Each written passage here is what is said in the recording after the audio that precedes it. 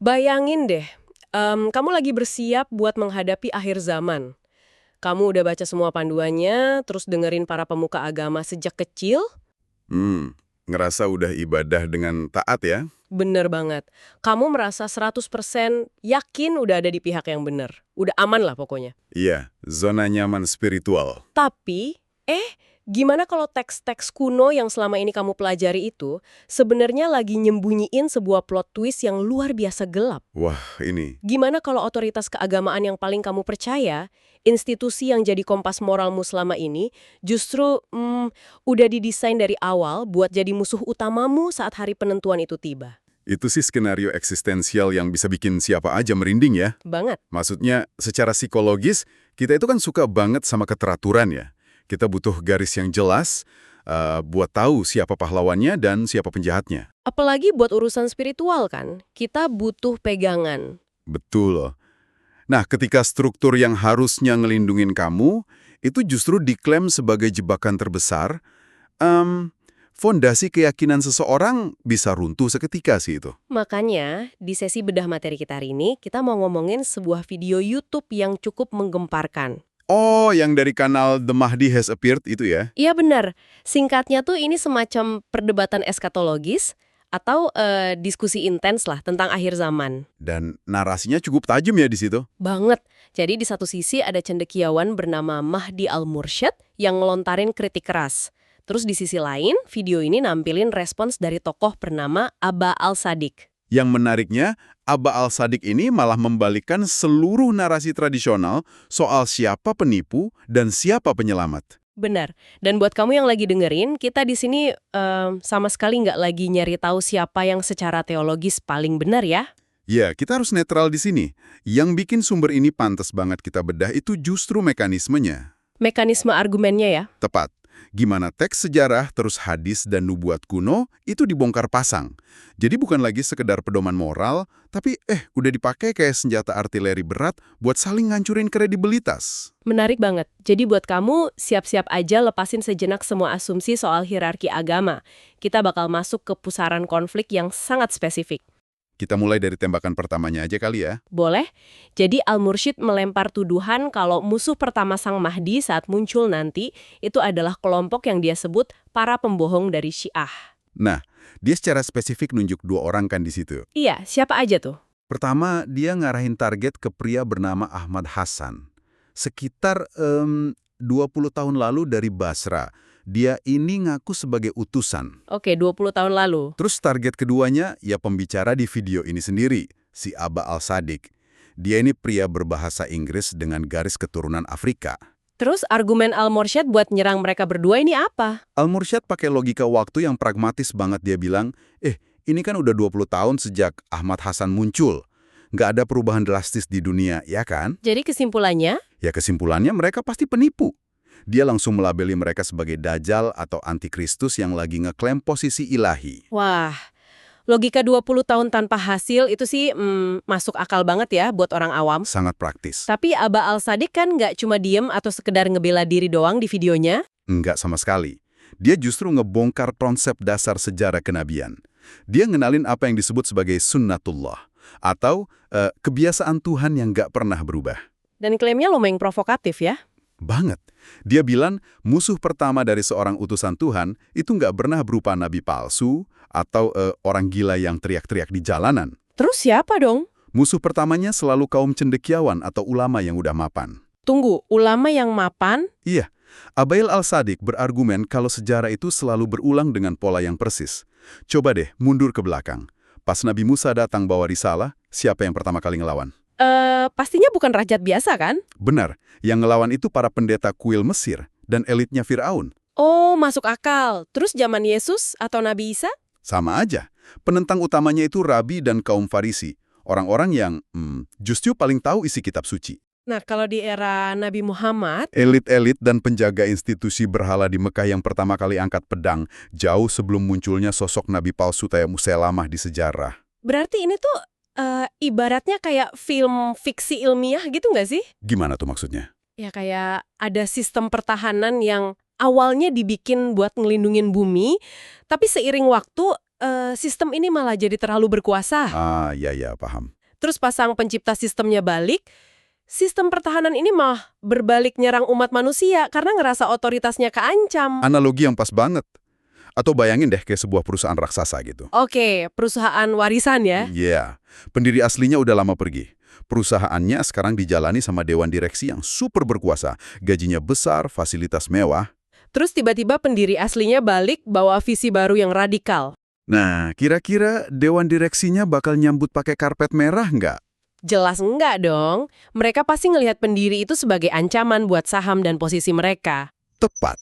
Mereka punya segala alasan buat nolak inovasi demi melestarikan kekuasaan. Ini nyentuh akar masalahnya, yaitu monopoli kebenaran. Jadi institusi agama yang udah mapan ini ngerasa terancam ya? Bener. Aba Al-Sadiq pakai pola sejarah ini buat nusuk balik. Kayak ngomong, ya jelas kalian para ulama nolak kami. Soalnya kalau klaim kami bener, otoritas kalian otomatis hangus. Logika pelestarian kekuasaan itu emang akarnya dalam banget ya. Dan kalau institusi udah ngerasa keancam, mereka kan sering nyari cara paling harfiah buat ngejatuhin lawan. Betul. Ini bawa kita ke poin yang super spesifik di video. Kalau Al-Mursyid tadi nyerang pakai lokasi lahirnya Ahmad Hasan di Basra. Yang soal hadis dari Basra itu. Iya. Tebakanku sih, Aba Al-Sadiq pasti bolak-balik teks kuno juga buat nyari celah geografis. Buat nyerang balik kan? Tebakanmu nggak meleset sama sekali. Makanya adu argumen ini tuh berasa taktis banget. Kayak main catur ya. Bener. Kan Al-Mursyid pakai hadis yang bilang Dajjal bakal keluar dari kota Basra. Terus dia bilang, aha, Ahmad dari Basra, berarti udah pasti dia Dajjal. Selesai perkara. Terus Aba Al-Sadiq ngeluarin amunisi apa? Dia narik narasi tandingan dari teks kuno yang bilang, tunggu dulu, Dajjal itu justru bakal muncul dari wilayah bernama Sistan. Sistan. Nah ini dia. Ini pasti granat utamanya kan? Iya, kenapa tuh? Karena nama Sistan ini kan terhubung langsung sama tokoh ulama paling berpengaruh di dunia saat ini, Ali Sistani. Tepat banget. Sistani itu secara harfiah artinya orang yang berasal dari Sistan. Jadi Aba Al-Sadiq pakai taktik geografi kenabian yang sama persis buat nunjuk ke puncak piramida otoritas. Wah, nyerang balik langsung ke bos besarnya ya. Tapi dia tahu, nyocokin nama kota doang mana cukup buat ngejatuhin tokoh sekaliber Sistani. Pasti butuh daftar dosa teologis kan? Nah, itu dia. Dan salah satu tuduhan utamanya lumayan bikin kaget buat kita di era modern. Apa tuh? Aba Al-Sadiq nuduh Sistani menyesatkan umat karena keluarin fatwa yang melegalkan sistem demokrasi dan pemilu di Irak. Tunggu. Melegalkan pemilu. Bagi kebanyakan orang kan, ngedukung masyarakat buat voting itu langkah progresif yang bagus banget. Emang kedengerannya positif. Kok di kerangka pemikiran sumber ini malah dianggap kejahatan spiritual? Nah, kita harus bedah mekanisme teologisnya nih. Dalam teologi mereka, sistem kepemimpinan ilahi itu nggak pernah bersifat demokratis. Oh, harus selalu ditunjuk langsung gitu? Iya, pemimpin itu harus sosok yang ditunjuk langsung sama Tuhan. Seseorang yang maksum atau terjaga dari dosa dan murni. Jadi pas ulama nyuruh jutaan pengikutnya nyelupin jari ke tinta buat milih kandidat politik, Yang notabene cuma manusia biasa dengan segala kelemahannya, itu dianggap pengkhianatan dong. bener banget. Pemilu, menurut pandangan ini, itu tindakan arogan di mana manusia merasa berhak nggantiin hak prerogatif Tuhan buat milih pemimpin. Wow, ngeganti pilihan Tuhan pakai hasil voting mayoritas. Kayak ngereduksi agama jadi cuma sekedar kontes popularitas ya. Persis. Dan buat makin merusak kredibilitas otoritas ini, Aba Al-Sadiq juga ngeluarin kontras visual yang emosional banget di videonya. Yang soal operasi mata Sistani itu ya. Iya, itu dalam banget sih serangannya. Sistani dilaporkan butuh operasi mata kompleks, terus bukannya berobat di rumah sakit lokal, dia malah terbang ke London. Ke London? Pakai uang sendiri? Aba Al-Sadiq ngeklaim dia pakai uang zakat yang disumbangin kaum Mukwin buat dapat fasilitas medis sekuler terbaik di sana. Sementara pengikut awamnya digirak gimana nasibnya? Nah, ini poin kontrasnya. Pas orang biasa sakit parah, mereka cuma disuruh ke makam-makam suci para imam, nangis, dan mohon keajaiban. Karena mereka nggak punya akses ke perawatan yang memadai kan? Betul. Hipokrisi inilah yang dipakai jadi senjata pembunuh karakter. Gila sih, bias konfirmasi geografis digabung sama manipulasi struktural. Tapi dibalik serangan personal ke Sistani ini, akar masalah sebenarnya yang dibongkar itu kan soal bahayanya fatwa buatan manusia. Benar. Konsepnya bergeser ke ranah yang dia sebut sebagai penyembahan terselubung atau syirik. Penyambahan terselubung? Gimana tuh mekanismenya? Mekanismenya halus tapi mematikan. Sumber ini ngejelasin, kalau ada ulama yang sejatinya cuma manusia, ngeluarin fatwa yang menghalalkan sesuatu yang aslinya diharamkan Tuhan, Atau sebaliknya ya, mengharamkan yang halal? tepat. Terus kamu sebagai pengikut matuhin fatwa itu secara buta. Nah, kamu nggak cuma sekedar salah langkah. Terus? Pada titik itu, kamu secara esensial udah ngangkat si ulama ke derajat Tuhan. Kamu jadiin fatwanya sebagai hukum tertinggi di atas hukum ilahi. Karena kepatuhan mutlak pada aturan yang dibikin entitas selain Tuhan, itu kan emang definisi dari menyekutukan Tuhan ya? Betul. Makanya bahasa yang dipakai di teks-teks kuno yang dikutip video ini tuh keras banget. Seberapa keras emangnya? Mereka nggak cuma nyebut ulama ini tersesat, tapi melabeli mereka beserta pengikut pasifnya sebagai makhluk terburuk di bawah langit. Makhluk terburuk di bawah langit. Wow. Dan narasi itu ngeklaim pas Mahdi nanti benar-benar muncul, target pembalasan dendam pertamanya itu bukan tiran politik atau kekuatan asing. Tapi para ulama itu sendiri. Iya, ulama yang berani ngeluarin fatwa tanpa pengetahuan sejati. Teksnya bahkan keluarin protokol boikot sosial yang ekstrim banget. Boykot gimana maksudnya? Orang beriman dilarang keras duduk bareng ulama-ulama ini, dilarang transaksi bisnis sama mereka, bahkan, sekedar ngasih mereka segelas air minum aja dilarang. Tunggu dulu. Nggak boleh ngasih air minum. Itu kan spesifik banget. Sangat spesifik dan fatal. Kan di banyak tradisi agama Abrahamik, ngasih minum ke anjing liar yang kehausan aja bisa jadi tiket ke surga loh. Bener. Jadi fakta kalau teks ini melarang ngasih setetes air ke kelompok cendekiawan ini, ya nunjukin tingkat kenajisan spiritual yang absolut. Gila. Dan buat ngebuktiin kalau otoritas saat ini tuh nggak didukung sama langit, Aba Al-Sadiq kayaknya mainin logika angka juga ya, yang soal pasukan Mahdi itu. Ya itu brilian sih argumennya. Dia bawa kita balik ke syarat kemunculan sang juru selamat. Syaratnya apa aja? Menurut nubuat, Mahdi cuma butuh 313 komandan setia dan sekitar 10.000 pasukan buat mulai revolusinya. 313 sama 10.000. Di era modern mah itu jumlah yang kecil banget kan? Nah, terus Aba Al-Sadiq ngalihin pandangan kita ke Republik Islam Iran hari ini. Oh, aku paham arahnya nih. Negara dengan militer raksasa, teknologi rudal, angkatan udara. Dan dana yang praktis nggak terbatas. Belum lagi jutaan pengikut yang rela mati demi institusi ulama di sana. Terus logikanya gimana? Logikanya gini, kalau Iran punya jutaan pengikut setia, kenapa Mahdi belum muncul juga? Padahal kan syarat angkanya udah terlampaui ribuan kali lipat. Masuk akal juga pertanyaannya. Kesimpulan menohoknya Aba Al-Sadiq tuh, berarti jutaan orang itu nggak dihitung sama langit. Mereka bukan pengikut setia Tuhan, tapi cuma prajurit yang loyal ke institusi. Jadi kuota 313 orang yang benar-benar murni itu masih belum terpenuhi ya, biarpun ada jutaan orang ngaku beriman. Persis kayak gitu. Tapi tunggu dulu deh. Argumen ini kan punya celah besar yang harus kita perhatiin. Celah yang mana tuh? Ya, misal nih, Aba Al-Sadiq berhasil ngeyakinin orang buat ngehancurin kredibilitas semua ulama, terus ngebuang semua fatwa.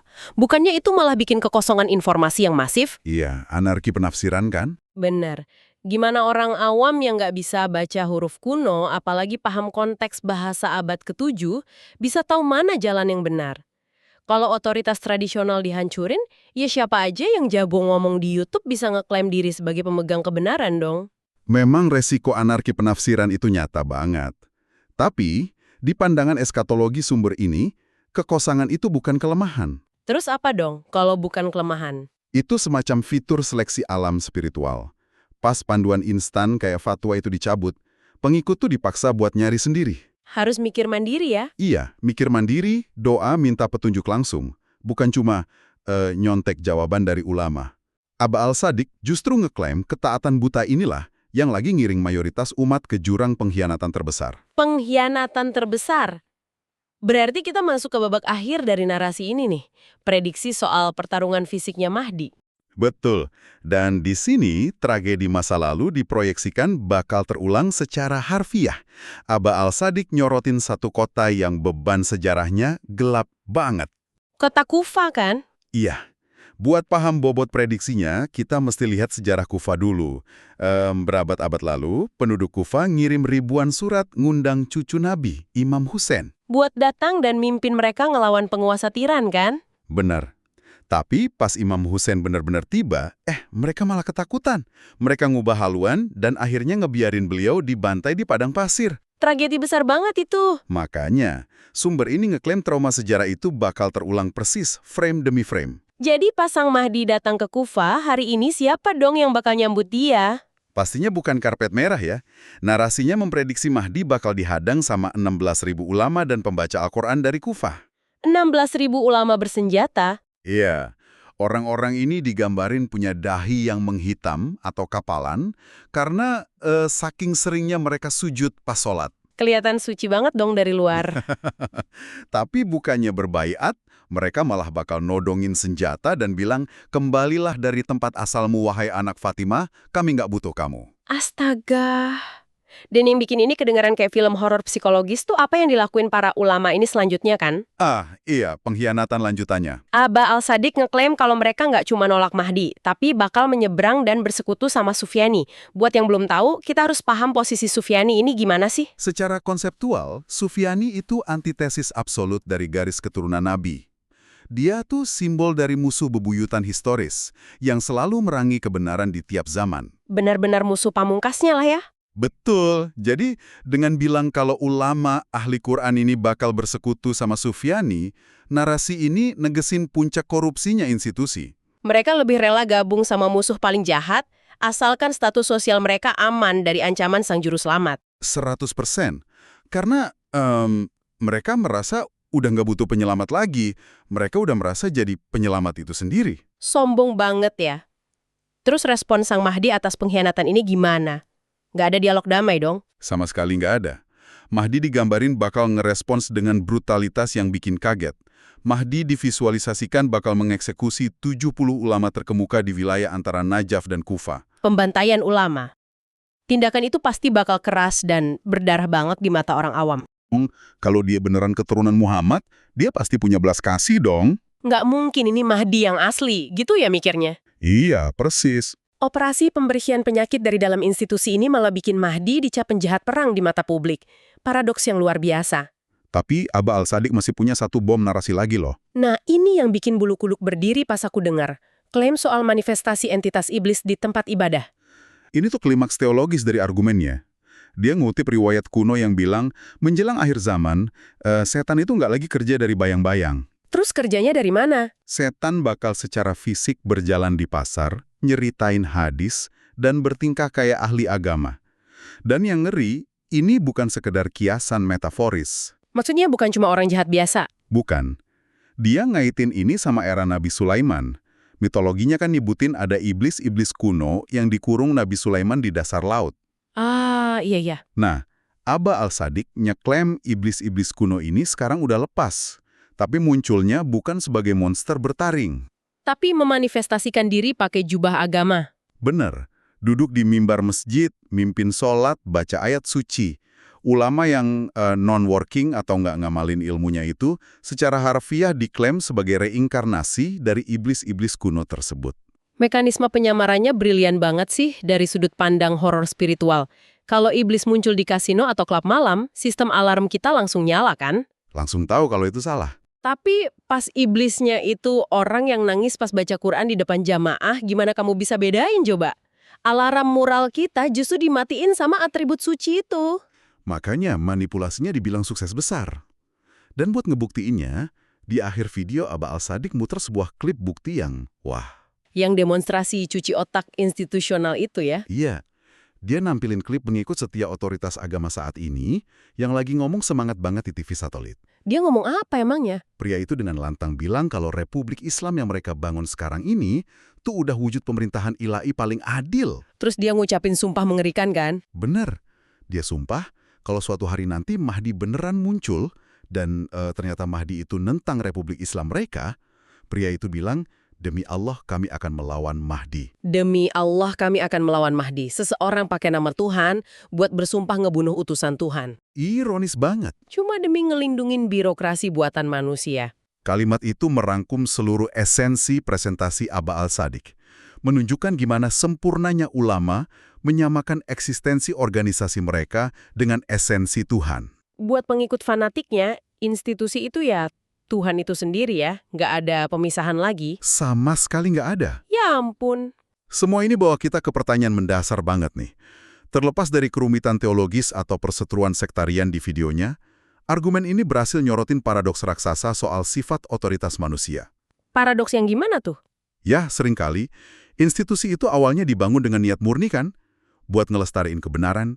Tapi seiring waktu, pas uang dan kekuasaan masuk, institusi itu malah bermutasi jadi penghalang utama buat kebenaran itu sendiri. Karena prioritas organisasinya geser diam-diam ya. Benar. Dari melayani kebenaran jadi sekedar melindungi struktur piramida kekuasaan mereka sendiri. Dan dinamika itu terjadi di mana aja loh, nggak cuma di ranah agama kuno. Makanya, sesi bedah materi ini tuh maksa kita buat ngevaluasi kompas moral kita sendiri. Evaluasi gimana? Seberapa sering sih kamu nyetujuin sesuatu cuma karena itu disampaikan sama mayoritas? Atau karena, keluar dari mulut orang yang gelarnya panjang dan seragamnya meyakinkan? Rasa aman palsu dari ketaatan buta ya. Narasi akhir zaman ini secara brutal ngehancurin rasa aman palsu itu. Dan itu ngebalikin kita ke kegelisahan di awal obrolan tadi. Kalau sumber penipuan yang paling hancur itu digambarin gak datang dari musuh yang jelas. Tapi menyusup dari institusi yang paling kamu percaya. Ukur apa sih yang sebenarnya kamu pakai buat ngalibrasi kebenaran? Apalagi pas otoritas yang harusnya nyeleksi kebenaran itu sendiri punya agenda yang patut dipertanyakan. Bener. Sebuah perenungan kalau nggak ada yang bisa ngantiin kewajibanmu buat berpikir secara kritis. PR yang berat banget sih ini buat kita semua. Sangat berat. Makasih udah nemenin kami nyusurin lorong sejarah dan teologi yang gelap, tapi sangat membuka mata ini. Teruslah bertanya, teruslah mencari, dan sampai jumpa di obrolan mendalam kita berikutnya.